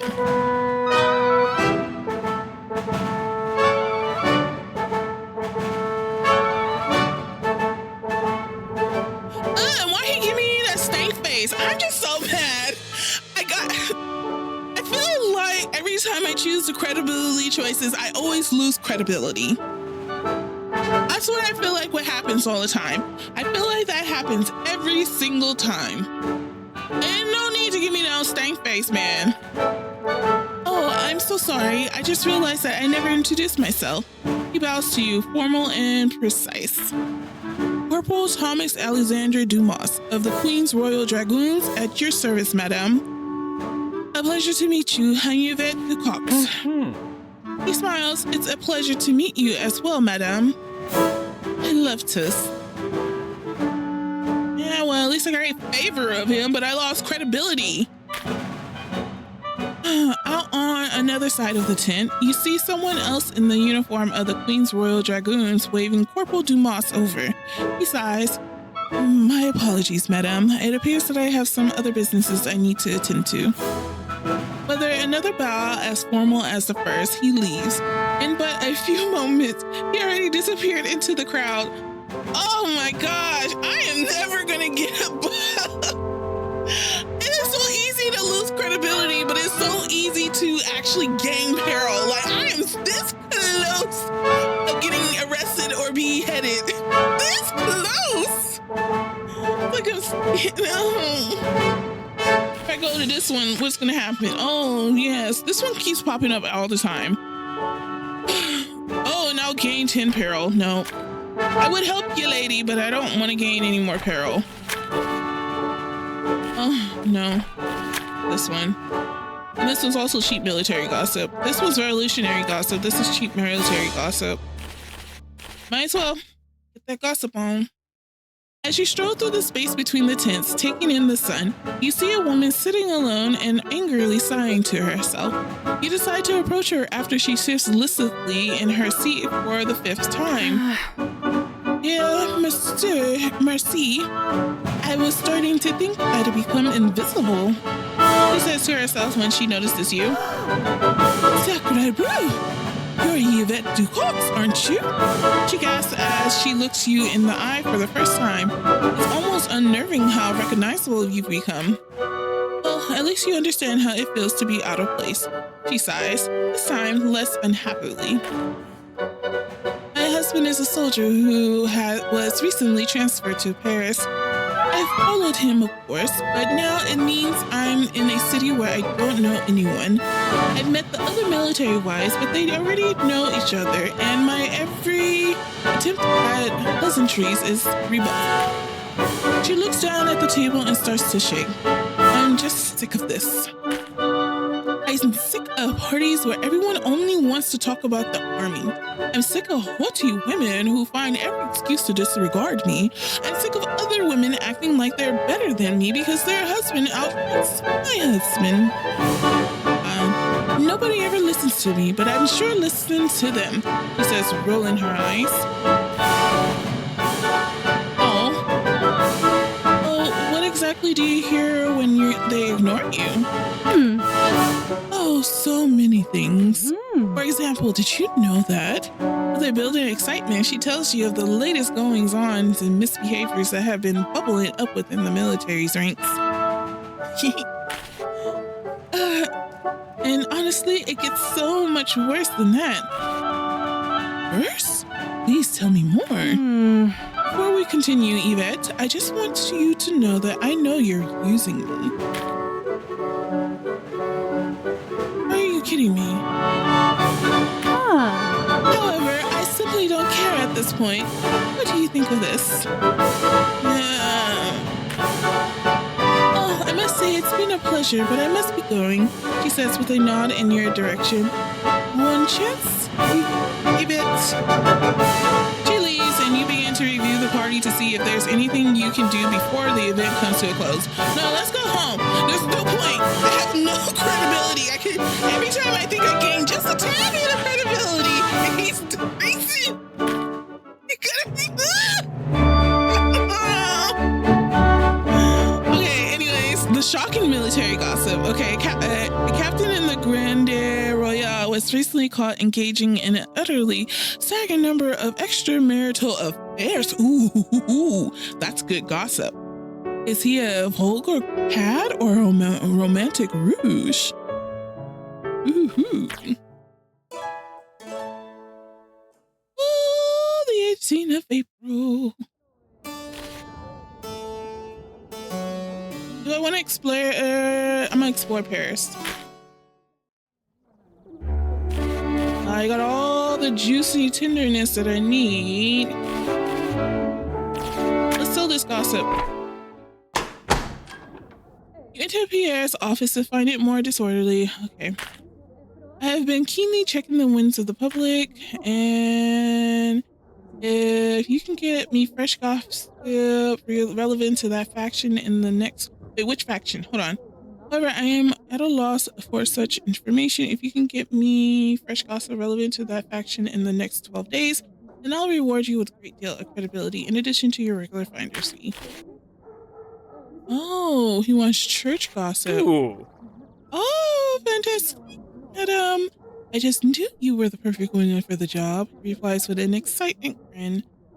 Ready to await your successful bated breath. Now then, to business, yes? Oh, I don't have church now. I have this. Yes. Oh, depending on what the gossip is, yes. Tell this gossip. Influence. And tell this gossip. Okay, nice doing business. Go home.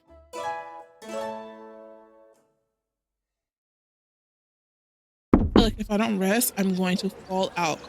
You look up at the sound of Camille knocking on your door frame. Good morning, madam. Huh.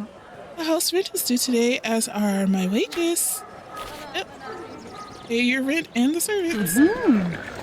Merci beaucoup, madam. Camille says with a curtsy as you hand her the money. And I'm back to $100. I was at 200 just for a short time. He leaves to deliver the money, and with that business concluded, your day may continue. Okay, I'm gonna explore Paris by resting. Desperately resting. You decide to take the day off and spend some time at home, resting and recuperating. After spending a day taking care of yourself and doing some light reading, you finally feel recharged. Exhaustion that had been affecting you before has passed. You no longer have any levels of exhaustion. With that complete, return your focus upon other matters that demand your attention. Nice. Finally, I got the exhaustion on. Okay, let's literally go and explore Paris. So I have Marcel's birthday, which I really want a very evilly wicked dress. But before we do that, let's take care of some other stuff with Armand.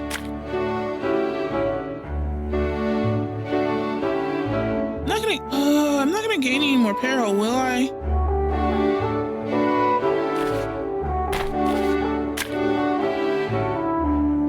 Spend the day at home investigating the mysterious notice and keep that you recovered from the abandoned studio. Hopefully the risks you took to break in there were worth it.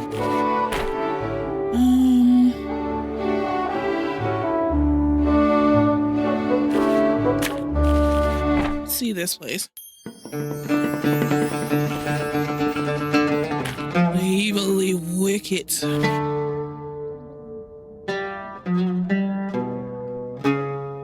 Let's see, what you got, ma'am? Oh, that's astonishing. Can you sell anything?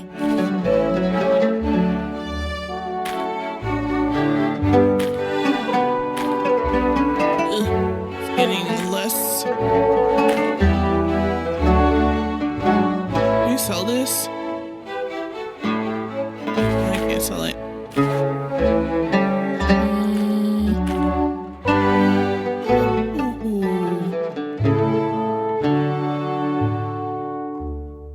This is really nice.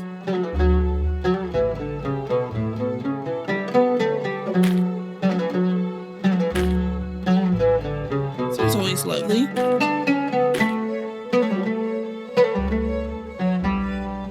I don't know. I really like this. I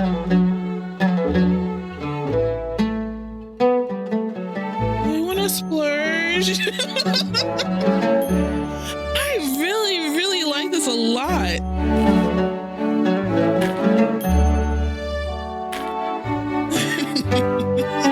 And this is perfect too.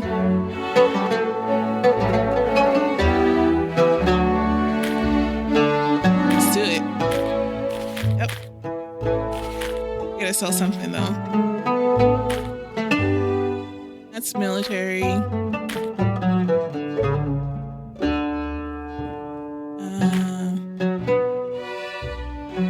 Oh, I have two of these.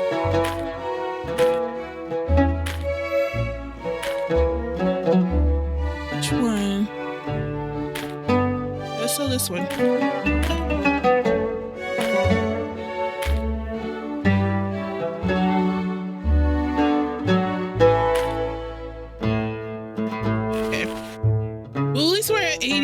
so we'll still have money for this week. By the end of this week to do everything. I just can't buy nothing else. Or I can sell something else then. I mean, that's a choice. What do I have for the military? I got these 2 outfits for the military. What do I have for the church?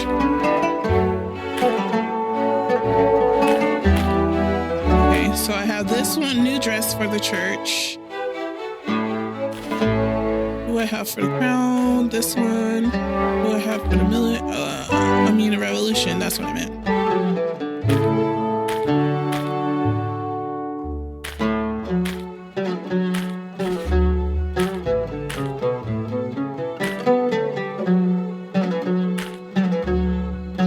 Okay, well, whatever. We got what we need.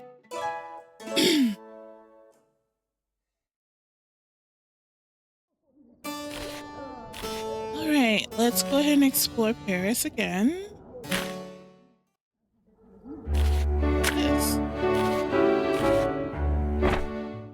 What if this is where Armand come home? I hope so. Or whatever is gonna happen. I really hope Armand comes home. All these things that I'm covering. At home, it takes all day for you to finally work up the nerve and do this. Just as the sun sets, you finally pull the note and the key out from under your stays. The paper is covered in unfamiliar handwriting written in rich emerald ink.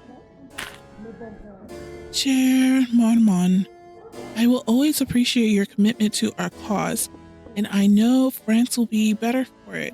However, our chance of being caught grows with every passing day. I will not waste ink painting terrible pictures of the consequences, as you are already familiar with them. If fortune turns against us, then I want you to flee Paris entirely and head to the border.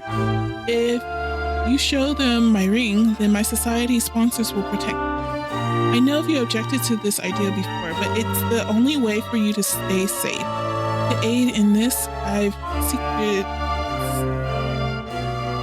secreted a package under the loose floorboards beneath your stove. This key will open it. Your partner in conspiracy, Johanna. You turn over the letter and find no additional writing, no additional context or explanation. Who is Johanna? How long has Armand known her? Is she one of the people he'd been writing back home? Heading downstairs, you walk into the kitchen. It's clean but cramped, and Camille keeps it well stocked with fresh produce. You find the stove made of dark iron and standing on a set of clawed.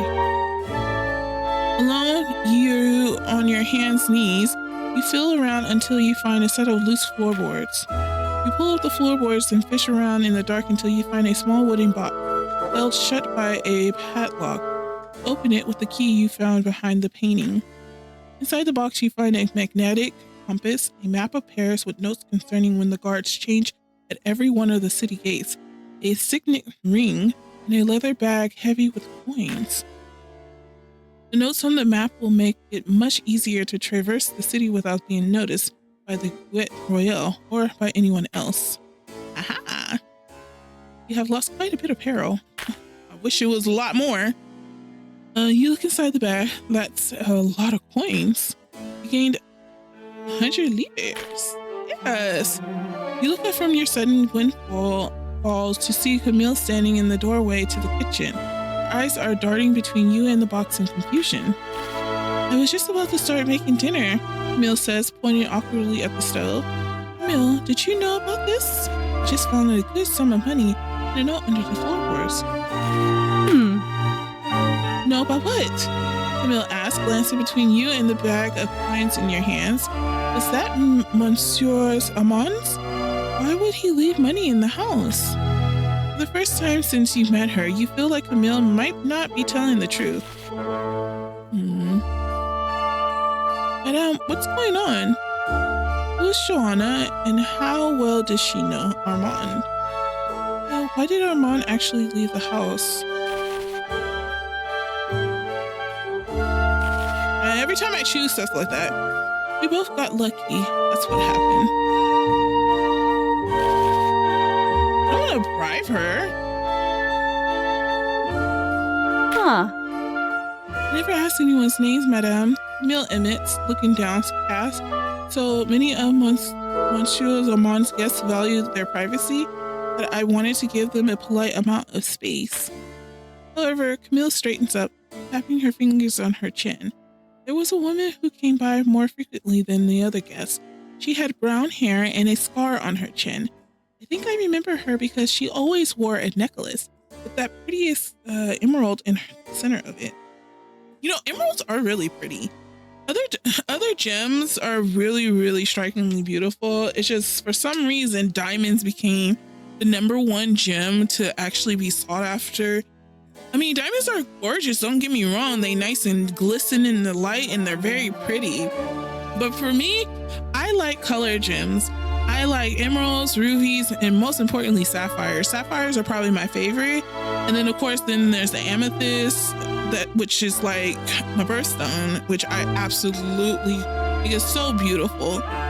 I like gems. I just like them. They're really, really pretty. Rubies are just absolutely gorgeous.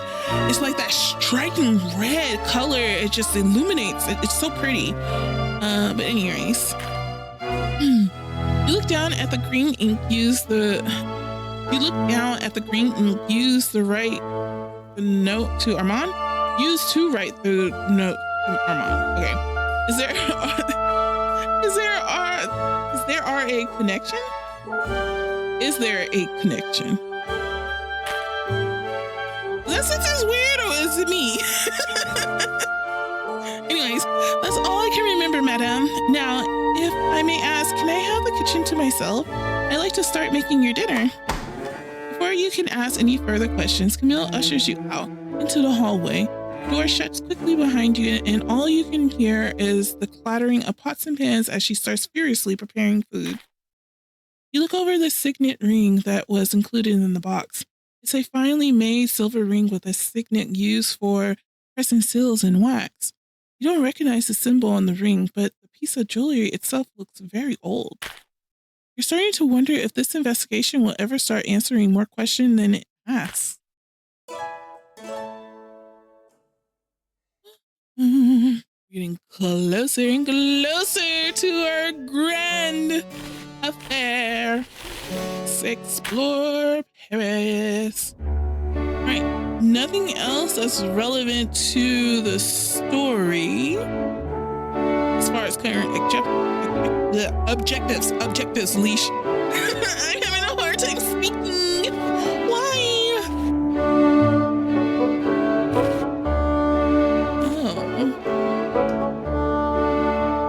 De Las Plantas, relax and promenade with your liaison in this rendezvous location. Popular gardens are the ideal place to unwind and engage in a little people watching. Cheap gossip. It appears that you're not the only person hunting down gossip in Paris. Outrageous crown gossip. I don't want to risk it. I need church gossip. Theater in Paris, Les Brandies des Soeurs du Roi is a rendezvous location known for its comedies. It's shown to be coarse and proletarian, but always lively and never boring. Where can I get rid of my peril, please? That's what I want. I don't want to spend any money on anything. I don't have any gossip. Maybe let's go ahead and visit this location. Today you decide to explore the Boulevard du Temple. It's a place in the city best known for its theaters. Strolling down the wide, tree-lined street, you finally find what you're looking for. Les Grands Soeurs du Roi. It's the best-known theater in the city, specializing in two things: comedies and skirting the absolute limits of good taste. Ooh, this is a nice, good change of pace. Out of sheer curiosity, you step inside. There isn't a production going on at the moment, but you see actors and carpenters rushing around to ready the theater for its next show tonight. The frantic energy is only amplified by the sight of hapless young men trying to quarrel a dancing monkey back into its cage. The monkey doesn't seem interested in cooperating. When you finally tire of watching the monkey shriek at its handler and pelt them with scraps of food, you take out your pencil and journal to jot down the address of the theater.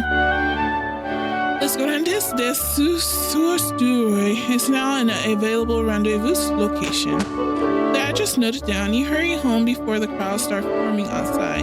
You wonder if they'll ever figure out how to control that monkey. Probably not. This feels like the perfect place to visit with someone that loves to laugh. Someone that isn't afraid of liking things that are a little bawdy or lowbrow. It's absolutely delightful. I can't wait to see it in full swing. It just feels like vulgarity for the sake of it. No, come on. With the address noted down, you start the walk home, already eager to see one of their shows. Maybe they'll have figured out how to control the monkey by then. Part of you hopes not. Wonderful. I can visit it for good laughs. I wonder who would care to love a good laugh. Oh. What's happening? The price of food has been steadily rising for the last few months, as many farmers lost nearly their entire harvest in last summer's unseasonable hailstorms. Oh no. This was followed by a drought and then by one of the most brutal winters in nearly a century. There are reports of starving people in the countryside boiling bark to make gruel. Desperate commoners are abandoning their homes and fleeing to the cities for relief. People are hungry. Members of the nobility, like the Duke of Orleans, have raised money to feed the poor. The problem is simply too vast for any individual act of charity to solve.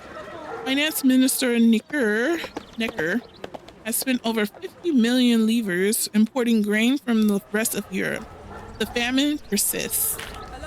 The people are hungry and angry. Rumors circulate about wealthy aristocrats with secret stores of grain, purposely extending the famine in order to lower wages and improve their political power. Workers are demanding higher wages from their bourgeois employers, who remain intransigent. The people are hungry, angry, and they want to do something about it. Soon. Oh no. This is not good at all. Am I tired? I don't see myself tired at all. Oh, look at this. I don't want to go there.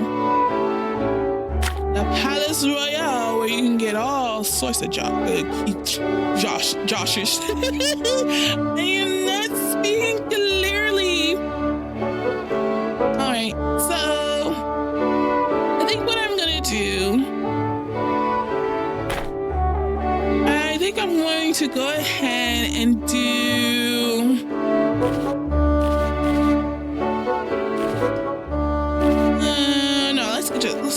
let's just go. I was gonna do a hard stop, but I think that'll be messed up. Let's go ahead and do it right here. Let's visit the location. I hope I don't get any peril. Crossing into central Paris, you're struck by the beauty of the buildings around you. Some of the oldest structures in the city are here. Surrounded by the homes of wealthy aristocrats, the entrances of these elegant homes are blocked by garishly dressed doormen. Honestly, look more bored than imposing. Growing up, you read incessantly about Paris, devouring any book or map you could find. Yet for some reason, you can't remember what makes this area special. Beyond nice homes and some buildings built in the 1300s. And then you see it. The Palace Royal, the favorite social spot for all the aristocrats in the city. A hub of all gossip, social news, slander, and scandal. If there was ever a telling secret or a salacious rumor, this was the place to find it. You can now visit Le Palais Royal on the Paris map. You see the elegantly dressed aristocrats stuttering about the gardens, stopping briefly to chat in hushed tones.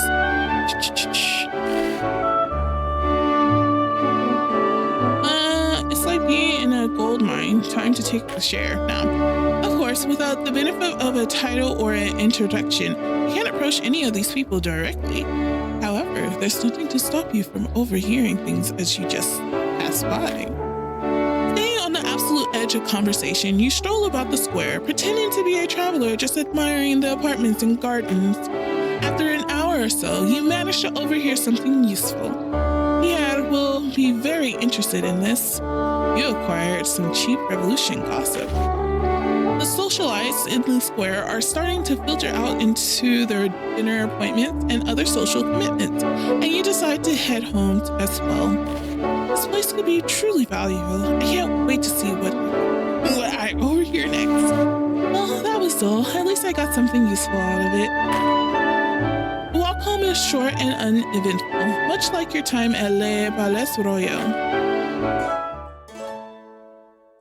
Oh, it is D-Day. Yes, it is time for the most salacious time before this playthrough. But unfortunately, I'm going to go ahead and do our stop here. When we come back, we are definitely going to dive into Marcel's birthday masquerade and cause massive, and I do mean massive chaos. Hopefully, I don't get beheaded because my peril is at 71. But anywho, I hope you have a great rest of your day, evening, night, or whenever you see this video. Comment down below, like and subscribe, and I will see you on the next one. All right. Bye.